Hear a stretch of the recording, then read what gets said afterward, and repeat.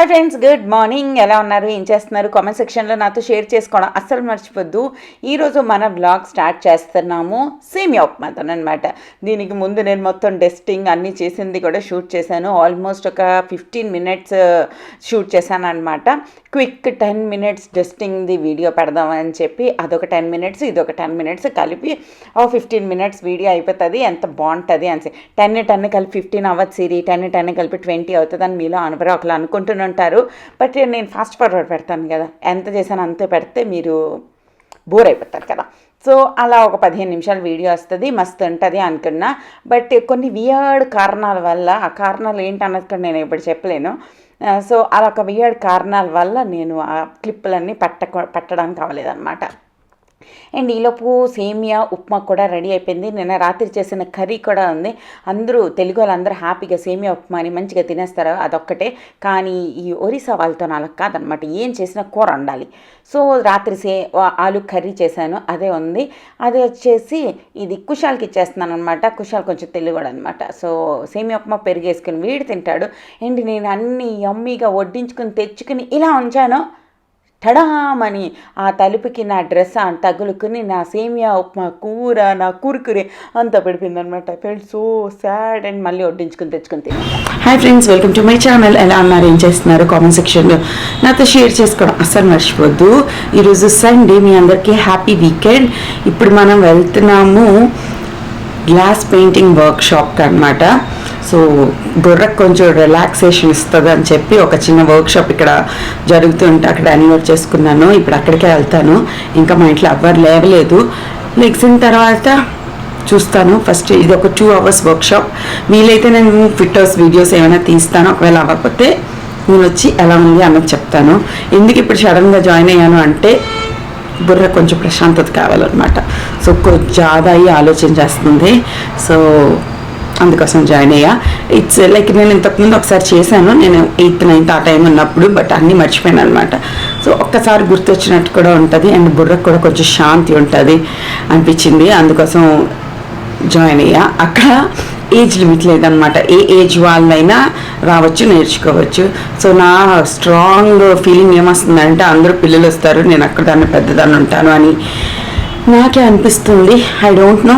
అక్కడ ఒకవేళ షూట్ చేయడానికి అవ్వకపోతే షూట్ చేస్తాను, ఒకవేళ షూట్ చేయడానికి అవ్వకపోతే వచ్చిన తర్వాత నేను మీతో షేర్ చేస్తాను ఎలా ఉంది ఏంటి అన్నది. మొత్తం మెటీరియల్ అంతా వాళ్ళే ఇస్తారు కాబట్టి మనం ఏం పట్టుకెళ్ళాల్సిన అవసరం లేదు. ఒక ఎగ్జామ్ ప్యాడ్ పట్టుకుని వెళ్ళిపోవడమేనమాట. చలో లెట్స్ గో.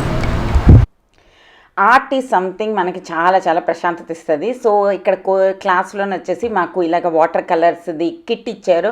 ఒక గ్లాస్ది ఫ్రేమ్ లాంటిది ఒకటి ప్లెయిన్ ఫ్రేమ్ ఇచ్చారు. అందులోని కొంచెం సేపు తర్వాత నేను అవుట్లైనింగ్ అన్నది ఇలా గీసాను అనమాట.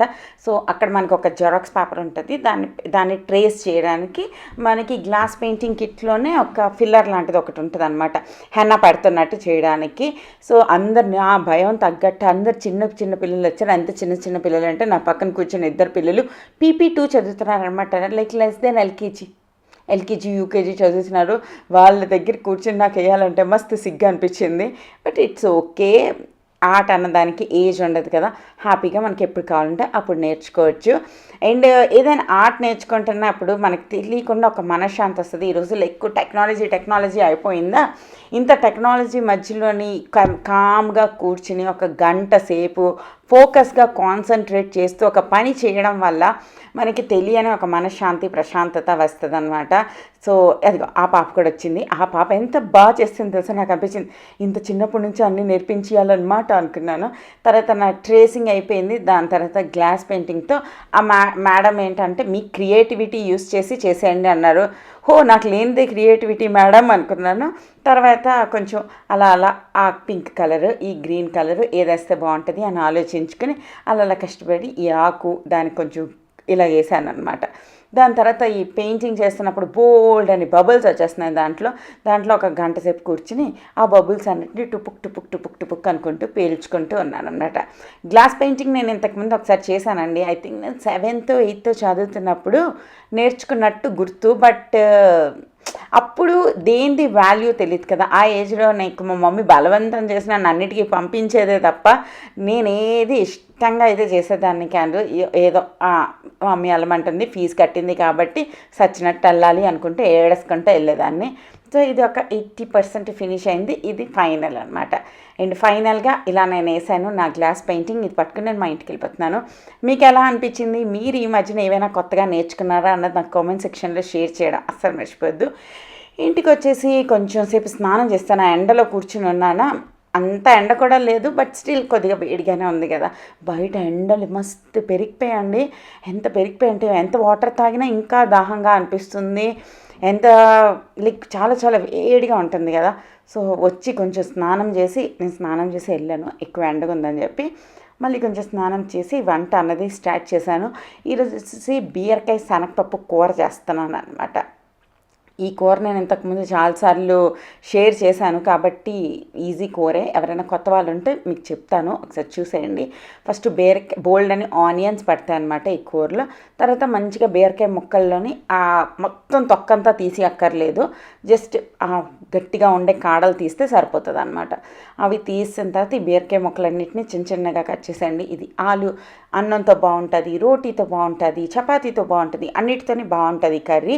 అండ్ పప్పు చేయడానికి బోరింగ్గా ఉన్నప్పుడు ఈ బీరకాయ శనగపప్పు కూర చేసుకున్నారంటే ఇంక పప్పు చేయాల్సిన అవసరం ఉండదు అనమాట. ఎందుకంటే ఇందులోనే బోల్డ్ అంతా శనగపప్పు కూడా ఉంటుంది కాబట్టి హ్యాపీగా ఒక మజ్జిగ చేసి ఈ కర్రీ చేస్తామంటే ఫటాఫట్ అయిపోద్ది. లేదా కొంచెం ఒక చారు పెట్టామంటే అయిపోద్ది అనమాట. సో బీరకాయలన్నీ కూడా కట్ చేసిన. నాకు ఈ బీరకాయలు కట్ చేయడం అంటే మస్తు సరదాగా అనిపిస్తుంది. అంత గట్టిగా కూడా ఉండవు, ఫటాఫట్ అయిపోతాయి. ఈ బీరకాయ తొక్క పచ్చడి కూడా చాలా చాలా టేస్టీగా ఉంటుంది కదా, అదనమాట. అండ్ మంచిగా ఒక కుక్కర్ పెట్టాను. ఇందస్ వ్యాలీది కుక్కర్ ఇది, చాలా అంటే చాలా బాగుంది. అండ్ ఇందస్ వ్యాలీవి నేను చెప్పినప్పుడల్లా నేను ప్రతిసారి స్పాన్సర్ చేస్తున్నాను అనుకుంటారు. లేదండి, ఒకసారి వాడడం మొదలెట్టాక బ్లాగ్స్ అంటే ఇంకేం చెప్పండి, మనం యూస్ చేస్తున్నవే మీతో షేర్ చేసుకుంటూ ఉంటాం కదా.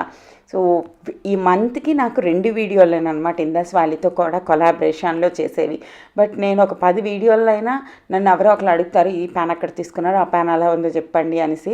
నేను దాని గురించి చెప్తాను అంతే. సో మంత్కి 2 సార్లే నేను ఇందస్ వ్యాలీతో కొలాబరేట్ చేస్తాను. And products are very good కదండి, ఎందుకు చేయకూడదు చెప్పండి. ఈ యూట్యూబ్ నుంచితో అస్సలు ఏమీ రావట్లేదు. అది ఇందస్ వ్యాలీది కూడా ఏం డబ్బులు కాదనమాట, లైక్ కైండ్ ఆఫ్ అనమాట. సో కొంచెమైనా చేస్తే కదండి నాకు కూడా కొంచెం మోటివేటింగ్గా అనిపిస్తుంది, పని చేయాలి అనిపిస్తుంది. లేకపోతే ఎలా చేస్తాను చెప్పండి, ఫ్రీగా ఈ రోజుల్లో ఏది రాదు కదా. సో అలా అనమాట. అండ్ నేను ఇంకొన్ని కూడా డిఐవైలు చేయబోతున్నాను. నాలో ఉన్న క్రియేటివిటీని కొంచెం బయటికి తీయాలని డిసైడ్ అయ్యాను అనమాట. దానికి తగ్గట్టు బ్యాక్గ్రౌండ్ ప్రిపరేషన్స్ కూడా నేను చేసుకుంటున్నాను.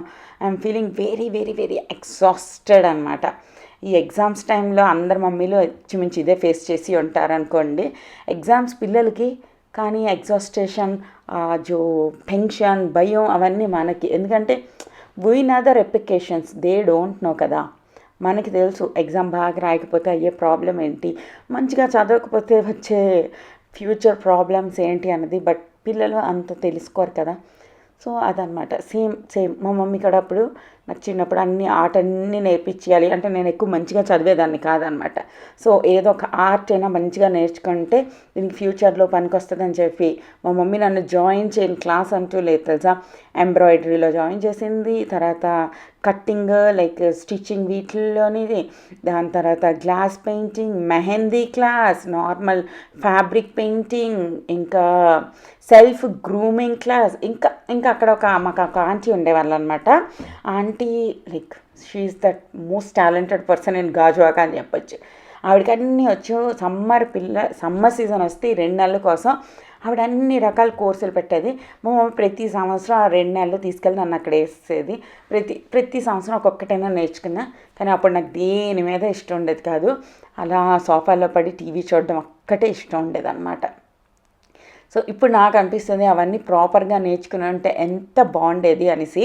అండ్ ఇప్పుడు చూసారా డిఐవైలో, ఇన్స్టాలో అన్నిటిలోని పూసలతో గుచ్చి పర్సులు చేయడం, ఇవి అగైన్ ద ఆర్ట్కి ఇప్పుడు మళ్ళీ చాలా చాలా వాల్యూ పెరుగుతుంది అనిపిస్తుంది. అందరూ టెక్నాలజీ అయ్యి ఆర్ట్ ఏదైతే ఉంటుందో అది చచ్చిపోతున్నదేమో. సో అందరూ మళ్ళీ ఆర్ట్ వైపు కొంచెం ఇంట్రెస్ట్ చూపిస్తున్నారు. సో ఐ రిగ్రెట్ వన్స్ నా యంగర్ సెల్ఫ్తో ఏదైనా నేను చెప్పాలి అనుకుంటే అదే చెప్పాలనుకుంటున్నాను. ఈ ఆపర్చునిటీ నీకు మా లైఫ్ అంతా మళ్ళీ మళ్ళీ రాదు. సో నేర్చుకున్నప్పుడు ఒళ్ళు దగ్గర పెట్టుకుని నీట్గా నేర్చుకో అని చెప్పి, మళ్ళీ మా చెల్లి ఏ క్లాసుల్లోని జాయిన్ అవ్వలేదు. అది ఐ థింక్ సెల్ఫ్ గ్రూమింగ్కి ఒక 10 days కోసం వెళ్ళినట్టుంది అంతే. దాని తర్వాత మా చెల్లి ఏ క్లాసుల్లో జాయిన్ అవ్వలే. ఈ ఈ ఎక్స్ట్రా అడ్వాంటేజెస్ అన్నీ ఓన్లీ నాకు అనమాట. సో నాకు చదువు కొంచెం తక్కువ కాబట్టి, చదువు మీద ఇష్టం కొంచెం తక్కువ కాబట్టి వీటన్నిటిలో అయినా బాగుంటుంది, నా హ్యాండ్ బాగా తిరుగుతుంది అని మా మమ్మీ అనుకుంటుంది అనమాట. అండ్ దాని తర్వాత లైక్ ఇప్పుడు చూస్తే హ్యాపీ అనిపిస్తుంది. ఒకప్పుడు ఫుల్గా నేర్చుకోకపోయినా అన్నిట్లోనే కొంచెం కొంచెం వేలు పెట్టాను అనేసి. సో ఇది నా లంచ్ ప్లేట్. ఒక చిన్న వ్లాగ్ మీకు నచ్చింది అనుకుంటున్నాను. నచ్చితే లైక్, షేర్, కామెంట్ చేయండి. ఓకేనా? బాయ్.